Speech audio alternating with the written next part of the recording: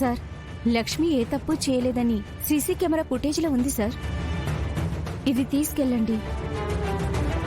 అప్పుడే మీరు లక్ష్మి ఏ తప్పు చేయలేదని కోర్టులో నిరూపించగలరు.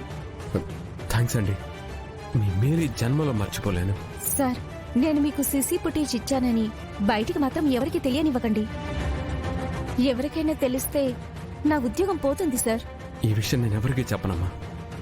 ఒకవేళ ఇంకేదైనా కారణాలతో మీ ఉద్యోగం పోయినా సరే మీరు మీ పిల్లలు జీవితాంతం ఎలాంటి ఇబ్బంది లేకుండా చూసుకునే బాధ్యత నాదమ్మా. నేను ఇక బయలుదేరతానమ్మా. చాలా థ్యాంక్స్ అమ్మా. త్వరగా వెళ్ళండి సార్.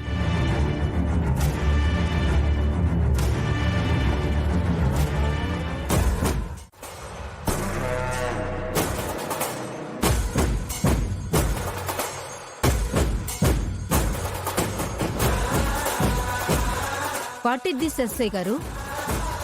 ఫుటేజ్లో క్లియర్గా మీ వాళ్లకు మీరే ఇన్స్ట్రక్షన్స్ ఇస్తున్నారు, వాళ్లకు వాళ్లే గాయాలు చేసుకుంటున్నారు. చూసారా జడ్జి గారు, ఈ ఎస్ఐ కావాలనే కుట్ర చేసి కనక మహాలక్ష్మిని ఇరికించాలని చూసింది. లేదు యువర్ ఆనర్, నేనే తప్పు చేయలేదు. ఆవిడే మమ్మల్ని కొట్టింది. ఇది నిజం.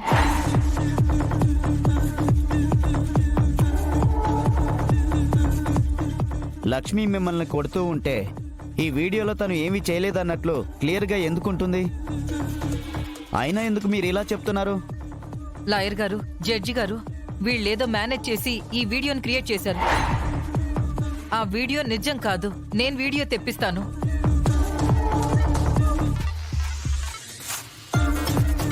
కానిస్టేబుల్, హెడ్ క్వార్టర్స్ కి ఫోన్ చేసి ఆ లక్ష్మి మనల్ని కొట్టిన వీడియో ఉంది కదా, అది తెప్పించు. Okay madam.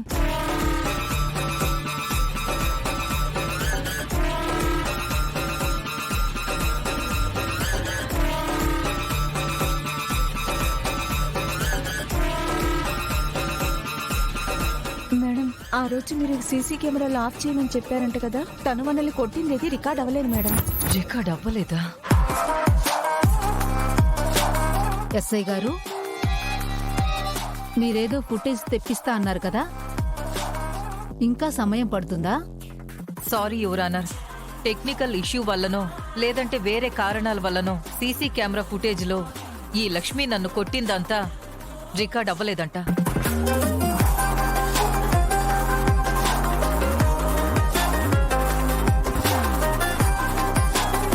ఏమనుకుంటున్నారు ఎస్ఐ గారు?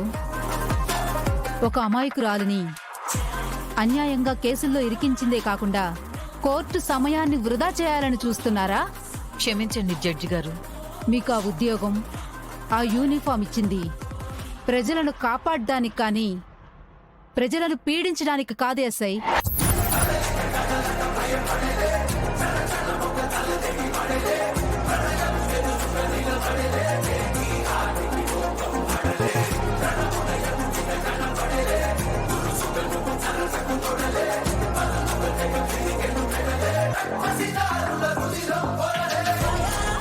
ముద్దాయి కనక మహాలక్ష్మి మీద గాంధీనగర్ ఎస్ఐ సింహపురి సీత అన్యాయంగా అక్రమంగా కేసులు బనాయించిందని ఈ కోర్టు వారు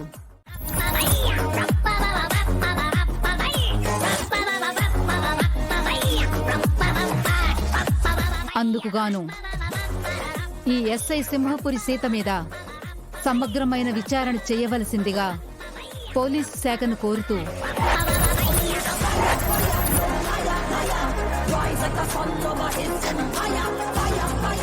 పోలీసు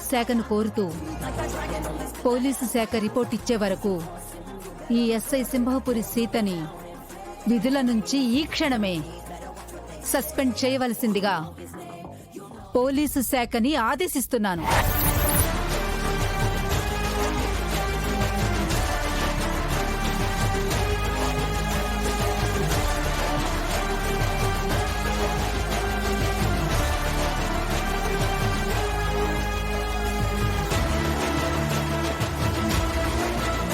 కనక మహాలక్ష్మి,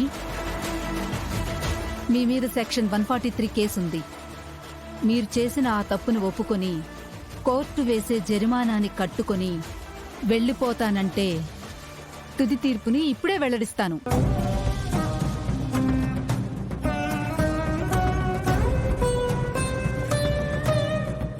జడ్జి గారు, కనక మహాలక్ష్మి ఆ బ్రోతల్ హౌస్కి వెళ్ళి ఇరుక్కుపోయింది, కానీ అక్కడ తను ఎలాంటి తప్పు చేయలేదు జడ్జి గారు. తను అక్కడికి వెళ్లి తప్పు చేశానని మెసేజిల్లో ఆడియో క్లిప్స్ సాక్ష్యాలున్నాయి. ఇంకా కోర్టు సమయం వృధా చేయడం నాకిష్టం లేదు.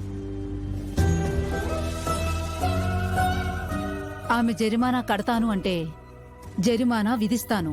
జైలు శిక్ష స్వీకరించడానికి ఆమెను సిద్ధమవమని చెప్పండి.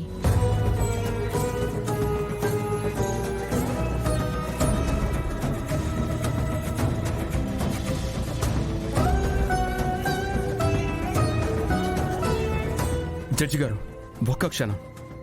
అసలు ఏ తప్పు చేయని ఒక అమ్మాయి మీద వ్యభిచారం అనే కేసు వేస్తే అది ఆమె ఆ నిందని జీవితాంతం మోయాలి. సమాజంలో అందరూ తనను తప్పు చేసిన వ్యక్తిగానే చూస్తారు.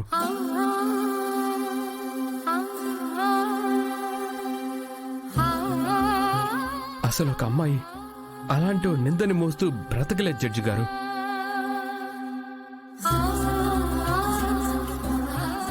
దయచేసి నాకు ఒకే ఒక్కరోజు టైం ఇవ్వండి. ఇదొక ఆడపిల్ల పరువుకి సంబంధించిన విషయం. మీకు చేతులెత్తి మొక్కుతున్నాను జడ్జి గారు.